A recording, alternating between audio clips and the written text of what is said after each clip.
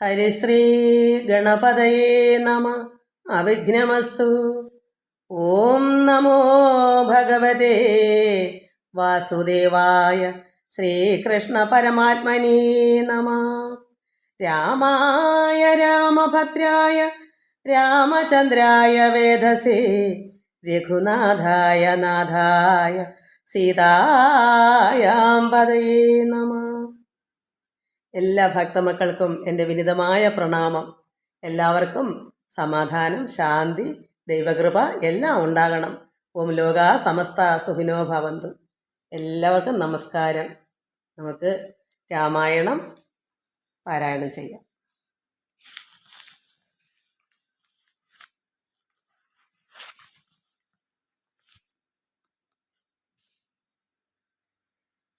ആദ്യമേ ഭഗവാനെ എന്ന് സ്തുതിച്ചിട്ട് ശ്രീരാമ രാമ രാമ ശ്രീരാമചന്ദ്ര ജയ. ശ്രീരാമ രാമ രാമ ശ്രീരാമഭദ്ര ജയ. ശ്രീരാമ രാമ രാമ സീതാഭിരാമ രാമ. ശ്രീരാമ രാമ രാമ ലോകാഭിരാമ ജയ. ശ്രീരാമ രാമ രാമ രാവണാന്തക രാമ. ശ്രീരാമ മമ ഹൃദി രമതാം രാമ രാമ. ശ്രീരാഘവാത്മാ രാമ ശ്രീരാമ രമാപദേ. ശ്രീരാമ രമണീയ വിഗ്രഹ നമോസ്തുതേ. നാരായണായ നമോ നാരായണായ നമോ നാരായണായ നമോ നാരായണായ നമ. ശ്രീരാമനാമം പാടി വന്ന പൈങ്കിളിപ്പെണ്ണേ, ശ്രീരാമചരിതം നീ ചൊല്ലിടൂ മടിയാതെ. ശാരിക പൈതൽ താനും വന്ദിച്ചു വന്ദ്യന്മാരെ, ശ്രീരാമസ്മൃതിയോടെ പറഞ്ഞു തുടങ്ങിനാൾ. നമ്മൾ കഴിഞ്ഞ ദിവസം രാമായണം വായിച്ചു നിർത്തിയത് ഗുഹൻ്റെ അവിടുന്ന് ഭഗവാൻ രാവിലെ ആദിത്യനെ ഉദിച്ച് സ്നാനങ്ങളൊക്കെ ചെയ്ത് വള്ളം കൊണ്ടുവരാൻ പറഞ്ഞു. അതനുസരിച്ച് അവർ 3 പേരും വള്ളത്തിൽ കയറി അക്കരയ്ക്ക് കയറി. അങ്ങനെ ഭക്തിയാ നമസ്കരിച്ചു അഞ്ജലിയൊക്കെ ചെയ്തു. ഗുഹൻ ഭഗവാന് വന്ദിച്ചിട്ട് യാത്ര തിരിച്ച് മടങ്ങാനായിട്ട് അതാ ചിത്തവിഷാദം ഒഴിഞ്ഞു വാണിടു നീ. കാരണം ഭഗവാനോട് പറഞ്ഞല്ലോ, എൻ്റെ സുഹൃത്തല്ലേ, ഇതെൻ്റെ രാജ്യമല്ലേ, ഇവിടെ ഞങ്ങളെ രക്ഷിച്ചു, ഭഗവാൻ ഇവിടെ തന്നെ കഴിഞ്ഞു കൂടണം എന്നെല്ലാം പറഞ്ഞല്ലോ സന്തോഷമായിട്ട്. അപ്പോൾ എന്താ ശ്രീരാമൻ ഭഗവാൻ പറഞ്ഞത്? 14 വർഷം കഴിയാതെ ഗ്രാമത്തിലൊന്നും കഴിക്കാനോ മറ്റുള്ളവരുടെ കൊടുക്കുന്ന ആഹാരങ്ങൾ കഴിക്കാനോ ഒന്നും പാടില്ല, വനത്തിലാണ് കഴിയേണ്ടുന്നത്. അതുകൊണ്ട് ചിത്തവിഷാദം, ഗുഹൻ്റെ വിഷമങ്ങളെല്ലാം കളഞ്ഞിട്ട് അവിടെ കഴിയൂ. സത്യവിരോധം വരാ രാമഭാഷിതം, ഭഗവാന്റെ വാക്കിന് ഒരു മാറ്റവും വരത്തില്ല. 14 വർഷം കഴിഞ്ഞിട്ട് പെട്ടെന്ന് തന്നെ ഞാൻ മടങ്ങി വരും. ഇത്തരം ഓരോ വിധം അരുളി ചെയ്തു. ചിത്തമോദേന ഗാഠ ആശ്ലേഷമൊക്കെ ചെയ്ത് ഭക്തനെ പോകാൻ നയിച്ചു രഘുത്തമൻ. ഭക്തിയാ നമസ്കരിച്ച് അഞ്ജലിയും ചെയ്തു മന്ദമന്ദം തോണിമേലെ ഗുഹൻ വീണ്ടും മന്ദിരം പൂക്ക് ചിന്തിച്ചു മരുവിനാൻ. അങ്ങനെ തിരിച്ചു ഗുഹൻ മടങ്ങി വന്നിട്ട് ഭഗവാനെ തന്നെ ശ്രീരാമ ഭഗവാനെ തന്നെ ചിന്തിച്ച് ദിനം കഴിച്ചു കൂട്ടി. അങ്ങനെ അത് നമുക്കിനി ഭരദ്വാജ ആശ്രമ പ്രവേശനം അക്കരെ കൊണ്ടാക്കി തോണിയിൽ നിന്നാക്കിയിട്ട് ഭഗവാൻ അവിടെ ഭരതാശ്രമത്തിലേക്കാണ് പോകുന്നത്. അതിനകത്ത് വെച്ച് എന്തൊക്കെ ചെയ്തെന്ന് നമുക്ക് നോക്കാം. വൈദേഹി തന്നോടു കൂടവേ രാഘവൻ സോദരനോട് ഒരു മൃഗത്തെ കൊന്ന് സാദരം ഭുക്കുത സുഖേന വസിച്ചിതു പാദപമൂലേ ദലാഢ്യ തൽപസ്ഥലേ. മാർത്താണ്ഡദേവൻ ഉദിച്ചോരനന്തരം പാർത്ഥിവനർഘ്യാതി നിത്യം കർമ്മം ചെയ്തു. അങ്ങനെ നിത്യകർമ്മങ്ങൾ ചെയ്ത് അതിനു മുമ്പായിട്ട് എന്താ ചെയ്തേ? അവർ 3 പേർക്കും വിശപ്പായി കാണും. അപ്പോൾ ദേവിയോടുകൂടെ രാഘവൻ സോദരനോടും കൂടെ എന്ത് ചെയ്തു? ഒരു മൃഗത്തെ കൊന്ന് ഭക്ഷിച്ചു. സാദരം ഭുക്കുതുവ, അങ്ങനെ സുഖേന വസിച്ച് പാദപമൂലെ ദലാഢ്യ തൽപസ്ഥലെ, ഇലകളെ കൊണ്ടൊക്കെ വിരിച്ച ഒരു കിടക്കയിൽ വൃക്ഷച്ചുവട്ടിൽ അന്നത്തെ ദിവസം കഴിഞ്ഞുകൂടി. എന്നിട്ട് മാർത്താണ്ഡദേവൻ ആദിത്യൻ ഉദിച്ചു പിറ്റേന്ന്. അപ്പോൾ അവിടുന്ന് പാർത്ഥിവൻ അർഘ്യാദി നിത്യകർമ്മങ്ങളൊക്കെ ചെയ്തിട്ട് ചെന്ന് അവിടെ പോയി ഭരദ്വാജം ആശ്രമത്തിലേക്ക് കയറാനുള്ള അവിടെ അടുക്കവരെ ചെന്നു. രാവിലെ പാർത്ഥിവൻ അർഘ്യാദി നിത്യകർമ്മം ചെയ്തു ചെന്ന് ഭരദ്വാജനായ തപോധനൻ തന്നാശ്രമപദത്തിനടുത്ത് ആദരാൽ ചിത്തമോദത്തോടിരുന്നൊരു നേരത്ത്, അങ്ങനെ സന്തോഷത്തോട് ഭരദ്വാശ്രമത്തിൻ്റെ അടുത്ത് വരെ ചെന്ന് അവിടെ സന്തോഷത്തോടെ ഇരുന്നപ്പോൾ എന്ത് വന്നു? ചിത്തമോദത്തോടിരുന്ന ഒരു സമയത്ത് ആനന്ദത്താൽ ആശ്രമമാണല്ലോ, അടുത്ത വന്നല്ലോ. അങ്ങനെ ഇരുന്നപ്പോൾ തത്ര കാണായിതൊരു വടു തന്നെയും, അപ്പോൾ തന്നെ ഒരു ബ്രഹ്മചാരിയെ കണ്ടുമുട്ടി ശ്രീരാമ ഭഗവാൻ. അപ്പോൾ പറയുന്നു, അപ്പോൾ അവനോടരുൾ ചെയ്തു, രാഘവൻ ഇപ്പോഴേ നീ മുനിയോടുണർത്തിക്കണം.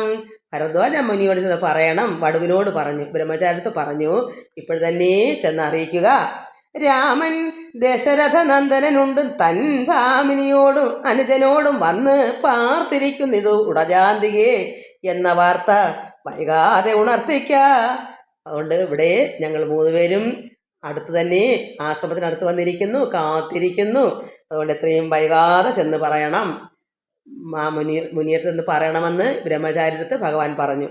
എന്നപ്പോൾ താപസശ്രേഷ്ഠനോടാ ബ്രഹ്മചാരി ചെന്ന് ആ ഭോഗ സന്തോഷമോട് ചൊല്ലിയിടിനാൻ. അങ്ങനെ ബ്രഹ്മചാരി വന്ന് ഭരതമുനിയടുത്ത് വന്ന് പറയുന്നു, ആശ്രമോപാന്തേ ദശരഥപുത്രനുണ്ട് ആശ്രിത വത്സല പാർത്തിരുന്നീടുന്നു. ആശ്രിതവത്സനായ മഹാമുനി ആശ്രമോപാന്തേ അടുത്ത് ദശരഥ മഹാരാജാവിൻ്റെ പുത്രനായ ശ്രീരാമനും സീതയും അനുജനായ ലക്ഷ്മണനും, ശ്രീരാമനും ലക്ഷ്മണനും സീതയും അടുത്ത് വന്നിരിക്കുന്നു, കാത്തിരിക്കുന്നു മുനിയെ എന്ന് പറഞ്ഞു. ശ്രുത്വാ ഭരദ്വാജൻ ഇത്തം സമുദ്ധായ ഹസ്തേ സമാദായ സാർഘ്യ പാദ്യാദിയും ഗത്വാ രഘൂത്തമ സന്നിധോ സത്വരം ഭക്തദൈവ പൂജയിത്വാ സഹ ലക്ഷ്മണം.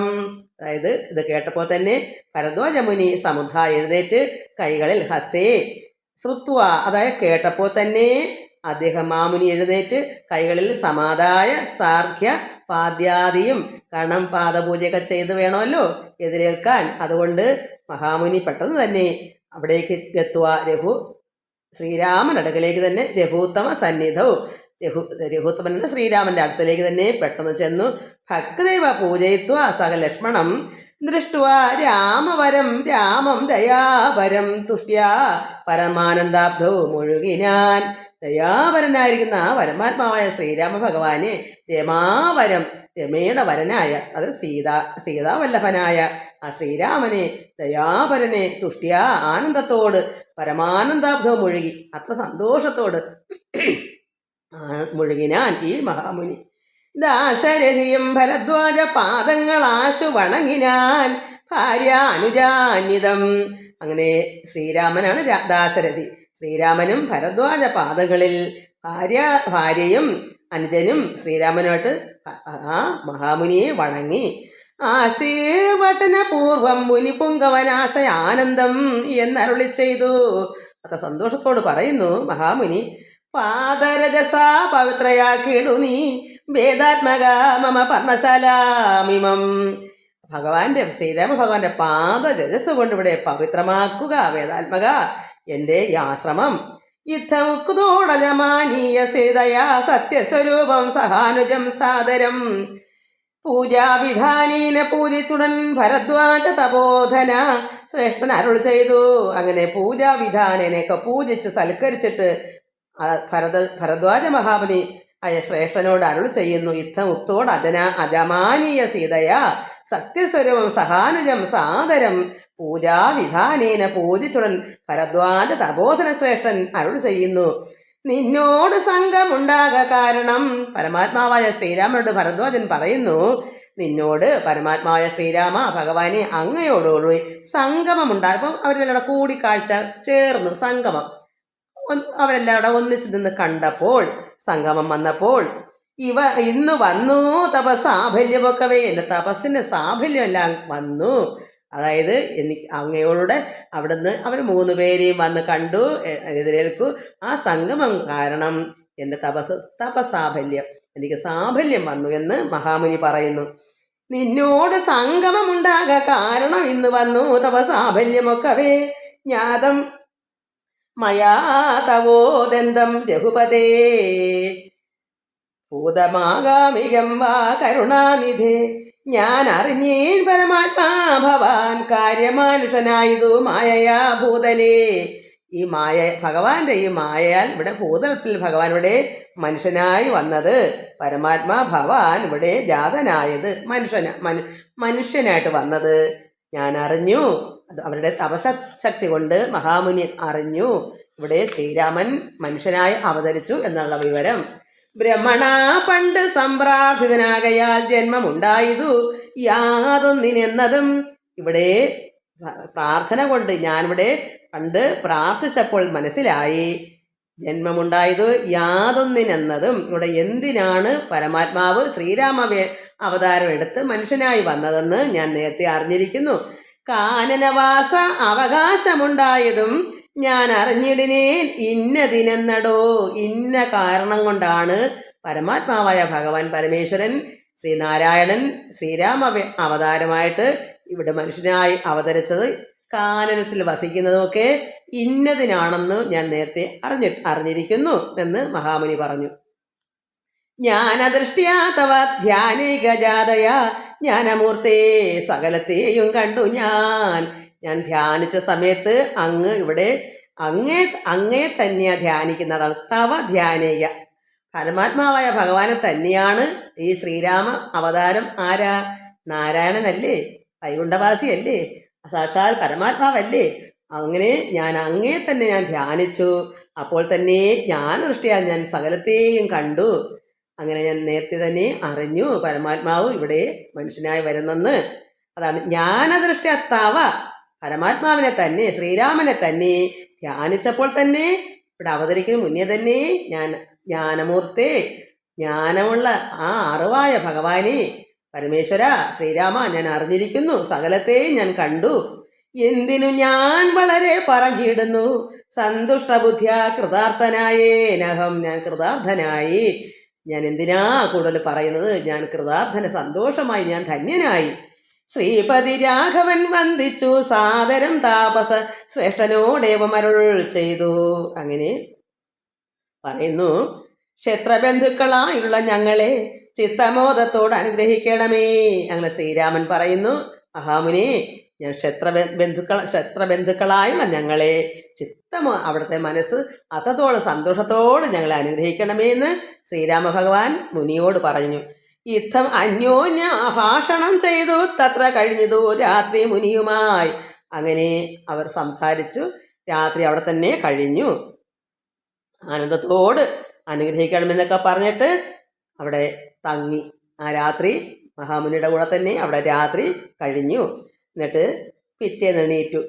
ഇവിടെ വാൽമീകി ആശ്രമ പ്രവേശനം, വാൽമീകിയുടെ ആശ്രമത്തിലേക്ക് പിറ്റേന്ന് പോവുക. ഉത്ഥാനവും ചെയ്തുഷസി മുനിവരപുത്രരായുള്ള കുമാരകന്മാരുമായി രാവിലെ ഉത്ഥാനം ചെയ്തു. ശ്രീരാമ ഭഗവാൻ എഴുന്നേറ്റ് രാവിലെ മുനിവരപുത്രരായുള്ള കുമാരകന്മാരുമായി, അവിടുത്തെ മുനിപുത്രന്മാരായ കുമാരന്മാരുമായി ഉത്തമയായ കാളന്തി നദിയെയും ഉത്തീര താപസാദിഷ്ടമാർഗേണ പോയി. അതായത് ഇവിടെ കാളന്തി നദിയെ കടന്നിട്ട് താപസൻ നിർദ്ദേശിച്ച വഴിയിലൂടെ അതാരാ കാണിച്ചു കൊടുക്കുന്ന പുത്രന്മാര്. കാരണം മഹാമുനി പറഞ്ഞു ഇന്ന സ്ഥലത്തൂടെ ഇന്ന വഴിയെ കയറി പോകണം. അതാണ് താപസൻ, അതായത് ഭരദ്വാജ മഹാമുനി പറഞ്ഞ വഴി കൂടെ കാണിച്ചു കൊടുക്കാനായിട്ട് വഴി കാണിക്കാൻ പുത്രന്മാരെ പറഞ്ഞു വിട്ടു. നിർദ്ദേശിച്ച വഴിയിലൂടെ പോകണം. അതിന് ഭഗവാന് അറിയാത്തത് കൊണ്ട് ശ്രീരാമഭഗവാനെ വഴി കാണിക്കാൻ വേണ്ടി അദ്ദേഹത്തിൻ്റെ ഈ മുനിയുടെ കുമാരന്മാരുമായി അങ്ങോട്ട് പറഞ്ഞു വിട്ടു. അതാണ് ഉത്ഥാനവും ചെയ്തുഷസി മുനിവരപുത്രരായുള്ള കുമാരകന്മാരുമായി ഉത്തമയായ കാളന്തി നദിയെയും ഉത്തീര താപസാദിഷ്ടമാർഗേണ പോയി ചിത്രകൂടാദ്രിയെ പ്രാപിച്ചിതു ജവാൽ തത്ര വാൽമീകി തന്നാശ്രമം നിർമ്മലം. അപ്പോൾ പറഞ്ഞു കൊടുത്ത വഴി കൂടെ അവരെ പറഞ്ഞു വിട്ടു. അത് കാണിക്കാൻ വേണ്ടി കുമാരന്മാർ കൂടെ പോയി അവർ തിരിച്ചിഞ്ഞു പോരും. അങ്ങനെ വഴി കാണിച്ചു കൊടുത്തിട്ട് അപ്പോൾ എവിടെ ചെന്നു? വാൽമീകിയുടെ ആശ്രമത്തിലേക്ക് പരമാത്മാവായ ശ്രീരാമൻ ചെന്നു. നാനാമുനികുല സങ്കുലം കേവലം നാനാ മൃഗദ്വിജാകീർണം മനോഹരം. അതായത് അവിടെ നാനാ മുനി ഇഷ്ടം പോലെ പല സ്ഥലങ്ങളിൽ നിന്നായിട്ട് ഒത്തിരി മഹർഷിമാർ മുനിമാർ അവിടെ ആശ്രമത്തിലുണ്ട്. അതായത് വാൽമീകി മാത്രമല്ല, മറ്റ് മുനിമാരും അവിടെയുണ്ട്. സങ്കുലം കേവലം നാനാ മൃഗദ്വിജാകീർണം മനോഹരം ഉത്തമ വൃക്ഷലതാ പരിശോഭിതം നിത്യകുസുമ ഫലതല സംയുതം. അവിടെ എപ്പോഴും നിത്യവും കുസുമങ്ങൾ, പുഷ്പങ്ങളും ഫലങ്ങളും വള്ളികളും ഇലകളും പല പല വൃക്ഷ ലതാ പരിശോഭ. അവിടെ ഒരു നല്ലൊരു വൃന്ദാവനം, നല്ല ഒരു പിന്നെ എന്താ പറയുന്നത്, അതിന് എല്ലാം കൊണ്ടും പരമശോഭിതം. ഫലങ്ങൾ, പഴവർഗ്ഗങ്ങളൊക്കെ ഉള്ള വൃക്ഷങ്ങളും ചെടികളും പുഷ്പങ്ങളും എല്ലാം കൊണ്ടും അവിടെ അത്രമാത്രം ശോഭിതമാണ്. നാനാമുനികുലം, ഒരുപാട് മഹർഷിമാരൊക്കെ ഉണ്ട്. തത്രഗത്വാസീനം മുനികുല സത്തമം ദൃഷ്ട്വാ നമസ്കരിച്ചിടിനാൻ. അങ്ങനെ അവിടെ ചെന്നു. ആസീനം മുനികുല സത്തമം ദൃഷ്ട്വാ അവിടെ ചെന്ന് നമസ്കരിച്ചു. അപ്പം നിത്യകുസുമ ഫലദല സംയുതം തത്ര ഗത്വാസ ആസീനം മുനികുല സത്തമം ദൃഷ്ട്വാ കണ്ട് നമസ്കരിച്ചു. അത്രമാത്രം മുനികളൊക്കെ ഉള്ള ഒരു ആശ്രമമാണ്. രാമം രമാവരം വീരം മനോഹരം കോമളം ശ്യാമളം കാമദം മോഹനം കന്ദർപ്പസുന്ദര ഇന്ദീവരേക്ഷണം ഇന്ദ്രാദിവൃന്ദാരകൈരഭിവന്ദിതം ബാണതോണീരധനുദ്ധരം വിഷ്ടപത്രാണ നിപുണം ജടാമകുടോജ്വലം ജാനകി ലക്ഷ്മണോപേദം രഘുത്തമം മാനവേന്ദ്രം കണ്ടു വാൽമീകിയും തഥാ. വാൽമീകി ഇങ്ങനെ പരമാത്മാവിനെ വർണ്ണിച്ചത് കേട്ടില്ലേ? അതായത് രാമം രമാവരം, അതായത് ദേവിയുടെ ഭർത്താവാണ് രമ, രമയുടെ വരൻ. അതായത് രാമൻ സീതയുടെ വല്ലഭനായിരിക്കുന്ന വീരനായിരിക്കുന്ന മനോഹരം ഭഗവാനെ കണ്ടിട്ട് ശ്രീരാമനെ കണ്ടു. ആരാ? വാൽമീകി. അങ്ങനെ കോമളം ശ്യാമളം ഭഗവാനെ പറയുക. രാമം രമാവരം വീരം മനോഹരം കോമളം ശ്യാമളം കാമദം മോഹനം കന്ദർപ്പസുന്ദര ഇന്ദീവരേക്ഷണ ഇന്ദ്രാദിവൃന്ദാരകൈരഭിവന്ദിതം ബാണതൂണീരധനുർധരം വിഷ്ടപത്രാണ നിപുണം ജടാമകുടോജ്വലം. ബാണതൂണീരങ്ങളും വെല്ലുവാൻപും ഇതെല്ലാം ത്രാണ നിപുണം ജടാമകുടോജ്വലമൊക്കെ കണ്ട് ജാനകി ലക്ഷ്മണോപേദം രഘുത്തമം മാനവേന്ദ്രം കണ്ടു. ഇങ്ങനെയുള്ള പരമാത്മാവായ ശ്രീരാമനെ സീതയെ ലക്ഷ്മണനെ കണ്ടിട്ട് വാൽമീകിയും തഥാ സന്തോഷ ബാഷ്പാകുലാക്ഷനായി, സന്തോഷം കൊണ്ട് വാൽമീകി കണ്ണുനീരൊക്കെ ഒഴുകുന്നു. അതായത് സന്തോഷ ബാഷ്പാകുലാക്ഷനായി രാഘവൻ തൻ തിരുമേനി ഗാഠം പുറന്നിടിനാൻ. പരമാത്മാവായ ശ്രീരാമനെ അത്രമാത്രം ആശ്ലേഷപൂർവ്വം പുണർന്നു. തിരുമേനി ശരീരം ഭഗവാനെ കണ്ടിട്ട് അദ്ദേഹം ആലിംഗനമൊക്കെ ചെയ്ത് നാരായണം പരമാനന്ദ വിഗ്രഹം കാരുണ്യ പീയൂഷ സാഗരം മാനുഷം പൂജയിത്വാ ജഗൽ പൂജ്യം ജഗന്മയം രാജീവലോചനം രാജേന്ദ്രശേഖരം ഭക്തി പൂണ്ടർഘ്യപാദ്യാദികൾ കൊണ്ടത മുക്തിപ്രദനായ നാഥനു സാദരം. അങ്ങനെ അദ്ദേഹം കാരുണ്യ പീയൂഷ സാഗരമായിരുന്ന ഭഗവാനെ, ശ്രീരാമനെ, മനുഷ്യനായി അവതരിച്ച ഭഗവാനെ പൂജിച്ചു. ജഗൽ പൂജ്യം ജഗന്മയം രാജീവലോചനം രാജേന്ദ്രശേഖരം ഭക്തി പൂണ്ടാർഘ്യപാദ്യാദികൾ എല്ലാം കൊണ്ട് അദ്ദേഹം വാൽമീകി ഭഗവാനെ പൂജിച്ചു. കൊണ്ടത് മുക്തിപ്രദനായ നാഥന് സാധനം മുക്തി കൊടുക്കുന്ന പരമാത്മാവാണ് ശ്രീരാമ ഭഗവാൻ. അങ്ങനെയുള്ള ഭഗവാനെ അർഘ്യപാദ്യാദി കൊണ്ട് പൂജിച്ചു. പക്വ മധുര മധു ഫല മൂലങ്ങളൊക്കെ നിവേദിച്ചു. പക്വങ്ങൾ, അതായത് പഴവർഗ്ഗങ്ങളും മധുരപാനീയങ്ങളും മധുഫലങ്ങളും എല്ലാം ഒക്കെ ഭഗവാന് നിവേദിച്ച് ഭോജനാർത്ഥം മുതാ ഭുക്വ, അങ്ങനെ അതെല്ലാം ഭഗവാൻ കഴിച്ചു. ഭോജനാർത്ഥം മുതാ ഭുക്വ, ഇതെല്ലാം കഴിച്ച് പരിശ്രമം തീർത്തു. രഘുവരൻ നത്വാ മുനിവരൻ തന്നോട് അരുൾ ചെയ്തു. ഇതെല്ലാം കഴിച്ച് സന്തോഷമായിട്ട് വിശ്രമിച്ചിട്ട് പറയുന്നു, പരിശ്രമമൊക്കെ തീർത്തിട്ട്, ഈ കഴിച്ചും ക്ഷീണമൊക്കെ തീർത്ത് പരിശ്രമങ്ങളൊക്കെ തീർത്തിട്ട് പരമാത്മാവായ ശ്രീരാമൻ നത്വാ മുനിവരൻ തന്നോട് പറയുന്നു. എന്താ വാൽമീകിയോട് പറയുന്നത്? താതാജ്ഞയാ വനത്തിന് പുറപ്പെട്ടു. പിതാവിൻ്റെ ആജ്ഞപ്രകാരം പുറപ്പെട്ടു. ദശരഥ മഹാരാജാവിൻ്റെ ആജ്ഞപ്രകാരം ഞങ്ങൾ പുറപ്പെട്ടു. സോദരനോടും ജനകാത്മജയോടും ഹേതുവോ ഞാൻ പറയണമെന്നില്ലല്ലോ. പിതാവിൻ്റെ ആജ്ഞപ്രകാരം ഞങ്ങൾ മൂവരും ഇവിടേക്ക് പുറപ്പെട്ടു. അതിൻ്റെ ഹേതുവോ കാരണം ഞാൻ പറയേണ്ടതില്ലല്ലോ. എന്താ പറയേണ്ടാത്തത്? വാൽമീകിക്കും ഭരദ്വാജ മഹാമുനിയുടെ കണക്ക് നേരത്തെ കൂട്ടി അറിയാം. ഈ കാര്യകാരണങ്ങളെല്ലാം എത്രയോ നാൾ മുമ്പ് ഇങ്ങനെ ശ്രീരാമഭഗവാൻ അവതരിക്കാൻ പോകുന്ന കഥ അവതരിക്കും മുമ്പേ തന്നെ ഇവർക്കൊക്കെ ജ്ഞാനദൃഷ്ടിയാൽ അറിയാം. കാരണം അവരെ നേരിട്ട് പരമാത്മാവായിട്ട് സമ്പർക്കമുണ്ട്, ചോദ്യോത്തരങ്ങളുണ്ട്. അതുകൊണ്ടാണ് അറിയുന്നത്. ഭക്തന്മാരങ്ങനെയാണ്. അപ്പോഴവർ വരാൻ പോണതും കഴിഞ്ഞതൊക്കെ അവർക്ക് അറിയാൻ പറ്റും. അതുകൊണ്ട് ഇതിൻ്റെ കാരണം ഞാൻ പറയേണ്ടതില്ലല്ലോ എന്ന് ശ്രീരാം ഭഗവാൻ വാൽമീകിയടുത്ത് പറയുന്നു. എന്നിട്ട് എന്താ പറയുന്നത്? ഹേതുവോ ഞാൻ പറയണമെന്നില്ലല്ലോ. വേദാന്തിനാ ഭവതാ അറിയാമല്ലോ. വേദാന്തിയായിരിക്കുന്ന അങ്ങയ്ക്ക് ഇതെല്ലാം അറിയാമല്ലോ. അതുകൊണ്ട് ഞാൻ ഇതിൻ്റെ കാരണം എന്തിനാണ് ഞാനിവിടെ ഇവിടെ അവതരിച്ചതും ഇവിടെ ഞങ്ങൾ മൂവരും കൂടെ ഇവിടേക്ക് വന്നതും ഈ വനത്തിൽ താമസിക്കുന്ന കാര്യങ്ങളും ഇതൊന്നും ഞാൻ പറയേണ്ടതല്ലല്ലോ. പിതാവിൻ്റെ ആജ്ഞ പ്രകാരമാണ് ഞങ്ങൾ ഇവിടേക്ക് വന്നിരിക്കുന്നത് എന്ന് പറഞ്ഞു. യാതൊരിടത്ത് സുഖേന വസിക്കാവൂ സീതയോടും കൂടി എന്നരുൾ ചെയ്യണം. ഇത് ഇത്രയും മാത്രം ഞങ്ങൾക്ക് അരുൾ ചെയ്തു തരണം. എന്താ? എവിടെയാണ് സീതയും കൂടി ഒന്നിച്ച് വസിക്കണമെങ്കിൽ സ്ത്രീ ആണല്ലോ. അപ്പോൾ സീതയോടുകൂടി എനിക്ക് എവിടെയാണ് ഞങ്ങൾക്ക് വസിക്കാൻ ഒരു നല്ല സ്ഥലം? സുഖേന, ഒരു ബുദ്ധിമുട്ട് കൂടാതെ, വിഷമങ്ങളൊന്നും ഉണ്ടാകാതെ. കാരണം വനമല്ലേ. അതുകൊണ്ട് യാതൊരിടത്ത് എവിടെയാണ് ഞങ്ങൾ സുഖേന താമസിക്കാൻ പറ്റിയൊരു സ്ഥലം സീതയോടും കൂടി എന്നരുൾ ചെയ്യണം. സീതയോടും കൂടി ഞങ്ങൾക്ക് കഴിയാൻ, ഞങ്ങൾക്ക് മൂവർക്കും കൂടെ കഴിയുന്നതിന് നല്ല സന്തോഷമായി താമസിക്കാനൊരു ഇടം ഞങ്ങൾക്ക് പറഞ്ഞു തരണം. ഇദ്ദിക്കിൽ ഒട്ടുകാലം വസിച്ചിടുവാൻ ചിത്തേ പെരുകയുണ്ടാശ മഹാമുനി. ഈ സ്ഥലത്ത് ഈ ദിക്കില് ഒട്ടുകാലം താമസിക്കാനുള്ള ചിത്തേ മനസ്സിൽ പെരുകെ ആശയുണ്ട്. മഹാമുനി വാൽമീകിയോട് പറയുന്നു, മഹാമുനി ഞങ്ങൾക്ക് കുറച്ച് അവിടെ വസിക്കാനുള്ള ആഗ്രഹം അങ്ങേയറ്റം പെരുകയുണ്ട്. ഇങ്ങനെയുള്ള ദിവ്യന്മാരിയ്ക്കുന്ന മംഗലദേശങ്ങൾ മുഖ്യവാസോചിതം. ഇങ്ങനെയുള്ള മഹാത്മാക്കളായിരിക്കുന്ന മാമുനിമാർ വസിക്കുന്ന മംഗലദേശങ്ങൾ, മംഗളകരമായ പാർപ്പിടങ്ങളാണ് ഇവിടെ താമസിച്ചാൽ. അതുകൊണ്ട് മുഖ്യവാസോചിതം, ഇവിടെ മുഖ്യമാണ് ഇവിടെ കഴിയാൻ. എന്താ കാരണം? ഇവിടെ നല്ല മഹർഷിമാർ, മുനിമാരുണ്ട്, വേദാന്തികളുണ്ട്. അവിടെ താമസിക്കാനാണ് മുഖ്യവാസോ ഉചിതം. ഇവിടെ അതാണ് ഉചിതം, പറ്റിയ സ്ഥലം. അതുകൊണ്ട് എന്നതു കേട്ടു വാൽമീകി മഹാമുനി മന്ദസ്മിതം ചെയ്തിവണ്ണം അരുൾ ചെയ്തു. അത്രയും ഭഗവാൻ പറഞ്ഞപ്പോൾ അത് കേട്ട് വാൽമീകി മഹാമുനി മന്ദസ്മിതം പുഞ്ചിരിയോടുകൂടി പറയുന്നു, അരുൾ ചെയ്യുന്നു. സർവലോകങ്ങളും നിങ്കൽ വസിക്കുന്നു, സർവലോകേഷു നീയും വസിച്ചിടുന്നു. ഈ സർവലോകങ്ങളും ഈ ത്രിലോകങ്ങളും എല്ലാം നിങ്കലല്ലേ വസിക്കുന്നത്? ഇത് പരമാത്മാവിൻ്റെ അല്ലേ ഇതെല്ലാം? ശ്രീരാമഭഗവാന്റെ അല്ലേ ഇത് മൊത്തവും? അതുകൊണ്ട് ഇതെല്ലാം നിങ്ങളല്ലേ വസിക്കുന്നതെന്ന് മഹാമുനി പറയുന്നു. എന്നിട്ടോ സർവലോകേഷു നീയും വസിച്ചത്, ഈ സർവത്തിലും നീയും ഉണ്ട്. അതായത് നമ്മളിലെല്ലാം, ഈ സർവ്വസൃഷ്ടിയിലും ഈ പ്രപഞ്ചത്തിലും ഈ ത്രിലോകങ്ങളെല്ലാം അവിടുന്നും എല്ലാത്തിലും ഉണ്ട്.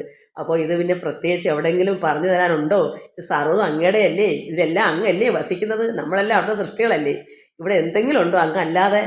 പരമാത്മാവായ തമ്പുരാനല്ലാതെ ഇവിടെ എന്തെങ്കിലും ഒന്നും, ഒരു ബ്രഹ്മാവ് തൊട്ട് ഒരു പുൽക്കൊടി വരെ അങ്ങല്ലേ, പരമാത്മാവല്ലേ, അംശമല്ലേ? പിന്നെ ഇവിടെ എന്താ വേറായി ഉള്ളത്? ഇത് മഹാമുനി പറയുന്നു, ശ്രീരാമ ഭഗവാനോട് പറയുന്നത്, സർവ്വലോകങ്ങളും നിങ്കൽ വസിക്കുന്നു, സർവ്വലോകേഷു നീയും വസിക്കുന്നു. ഇങ്ങനെ സാധാരണം നിവാസസ്ഥലം അങ്ങനെ ആകയാൽ എന്തു ചൊല്ലാവതും. ഇങ്ങനെ ഇരിക്കുന്ന സമയത്ത് ഞാൻ എന്താ പറയേണ്ടത്?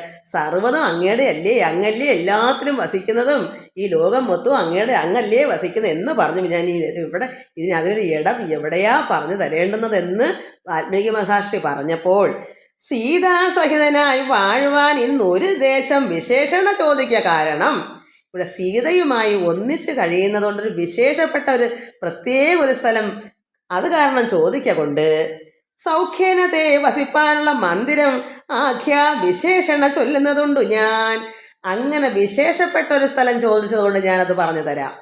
സർവ്വതും ഈ ലോകം മൊത്തവും 14 ലോകവും അങ്ങയുടെയാണ്, അങ്ങാണ് അതിലെല്ലാം വസിക്കുന്നതും. എന്നാൽ ഇവിടെ പ്രത്യേകിച്ച് വിശേഷണ ചോദിച്ചത് കൊണ്ട്, കാരണം സീതയോടുകൂടി ഒന്നിച്ച് കഴിയാൻ സുഖമായിട്ട് വസിക്കുന്നതിന് ഒരു പ്രത്യേക സ്ഥലം ചോദിച്ചത് കൊണ്ട് ഞാനത് പറഞ്ഞു തരാം. സൗഖ്യേന തേ വസിപ്പാനുള്ള മന്ത്രങ്ങൾ ആഖ്യ വിശേഷണ ചൊല്ലുന്നത്, അതുകൊണ്ട് ഞാനത് പ്രത്യേകം പറഞ്ഞു തരാം. അതാണ് അത് പറഞ്ഞു കൊടുക്കുവാണ്. എവിടെയാ ഭഗവാനും പരമാത്മാവായ സീത, അതായത് സത്യസ്വരൂപനായ ഭഗവാന് വസിക്കാനുള്ള ഇടം. ലോകം മൊത്തം അങ്ങയുടെയാണ്, അങ്ങ് എല്ലാത്തിലും ഉണ്ട് താനും. പക്ഷെ എന്നാൽ അവർക്ക് രണ്ടുപേർക്കൂടെ ഒന്നിച്ച് വസിക്കാനുള്ള ഇടമാണ് ഇവിടെ പറയാൻ പോകുന്നത്. നമ്മൾ ശ്രദ്ധിച്ച് കേൾക്കണം. സന്തുഷ്ടരായി സമദൃഷ്ടികളായി ബഹുജന്തുക്കളിൽ ദോഷഹീനമതികളായി ശാന്തനായി നിന്നെ ഭജിപ്പവർ നമ്മുടെ സ്വാന്തം നിനക്ക് സുഖവാസമന്ദിരം.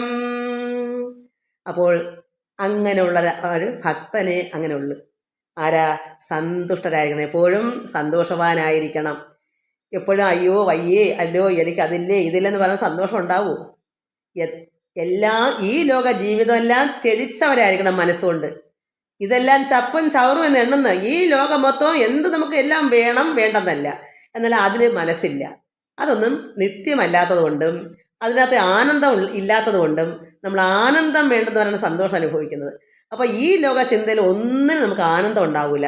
അപ്പോൾ സന്തുഷ്ടരായി വസിക്കണമെങ്കിൽ ഈ ലോക ചിന്തകളിൽ നിന്നെല്ലാം നമ്മൾ വിരമിച്ചിട്ട് പരമാത്മാവിനെ തന്നെ എപ്പോഴും ചിന്തിച്ചിരിക്കുന്ന ഒരു വ്യക്തിക്ക് ആനന്ദം ഉണ്ടാവും. ആനന്ദമാണ് സന്തോഷം. അപ്പോൾ സന്തുഷ്ടരായിരിക്കണം, സന്തുഷ്ട മാനസരായിരിക്കണം. അങ്ങനെയുള്ളൊരു ആരാണ്?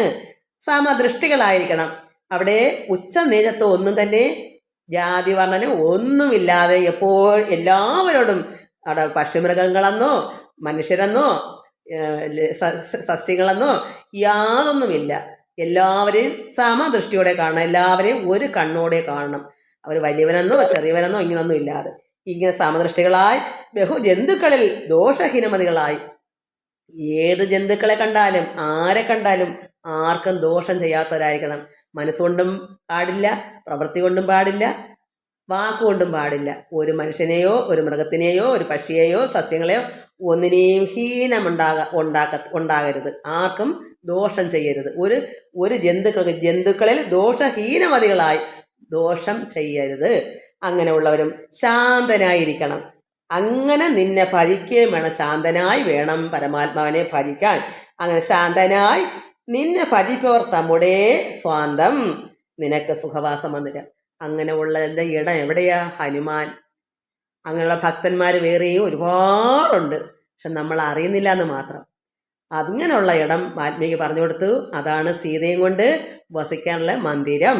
അല്ലാതെ നോക്കണ്ട ഈ ലോകം മൊത്തം പരമാത്മാവിനെ എവിടെ വേണേലും ഭഗവാൻ വസിക്കാം. പക്ഷേ സീതയും കൊണ്ട് വസിക്കാൻ ഹനുമാന്റെ നെഞ്ചു പിളർന്നാൽ നോക്കുമ്പോൾ അറിയാം, അതിൽ ശ്രീരാമ ഭഗവാനും സീത ഭഗവതിയും അവിടെ ഉണ്ട്. അതുപോലെ ഒരു ഭക്തന്റെ ഉള്ളം എവിടെയുണ്ട്? അങ്ങനെയുള്ള മാമുനിമാര്, മഹർഷിമാര്, അങ്ങനെയുള്ള ഭക്തന്മാര്, സന്യാസിമാര് നമ്മൾ അറിയാതെ ഒരുപാടുണ്ട് ഈ ലോകത്ത്. പക്ഷെ നമ്മൾ അറിയുന്നില്ല എന്ന് മാത്രം. അങ്ങനെയുള്ളൊരു ഭക്തന്റെ ഹൃദയത്തിലാണ് സ്ഥലം, അവിടെ വസിക്കാം. അപ്പോൾ നമ്മൾ ചിന്തിക്കണം, ഭഗവാൻ നമ്മുടെ ഉള്ളിൽ വസിക്കണമെങ്കിൽ നമ്മൾ സന്തുഷ്ടമാനസരായിരിക്കണം, നമ്മൾ സമദൃഷ്ടിയായിരിക്കണം, ജന്തുക്കളിലൊക്കെ ദോഷഹീനത്വം വേണം, ശാന്തനായിരിക്കണം. അങ്ങനെ പരമാത്മാവിനെ എപ്പോഴും ഭജിച്ചുകൊണ്ടിരിക്കുന്ന ഒരു വ്യക്തിക്ക് മാത്രമേ ഭഗവാന് ഹൃദയം തുറന്ന് അതിൽ വസിക്കാൻ നമ്മുടെ ഹൃദയത്തിലേക്ക് ഇടമുള്ളൂ. കാരണം അവിടെ കാമക്രോധ ലോഭ മോഹ മത മാത്സര ഡംബ അഹങ്കാര അസൂയ കുശുമ്പളൊന്നും ഇല്ലാത്തൊരു ഹൃദയമാണ് അവിടെ ഭഗവാന് ഇരിക്കാനുള്ള, അല്ലെങ്കിൽ അഴുക്കിനകത്ത് ഇരിക്കത്തില്ല. ശുദ്ധ ഹൃദയമായിരിക്കണം. അങ്ങനെയുള്ള ഇടം ഇനിയും ഉണ്ട് ഒത്തിരി. അത് നമുക്ക് അടുത്ത ദിവസം വായിക്കാം. എല്ലാവർക്കും നമസ്കാരം. ഓം ലോകാ സമസ്ത സുഖനോഭവന്തു. ഇനി ഓരോരോ കാര്യങ്ങൾ ഇങ്ങനെയുള്ള ഹൃദയത്തെപ്പറ്റി ഇനിയും ഒരുപാട് ഇത് പറയുന്നുണ്ട്. നമുക്കതെല്ലാം അടുത്ത ദിവസം വായിക്കാം. എല്ലാവർക്കും നമസ്കാരം. ഓം ലോകാ സമസ്ത സുഖനോഭവന്തു. ഹരി ഓം ഹരി ഓം ഹരി ഓം.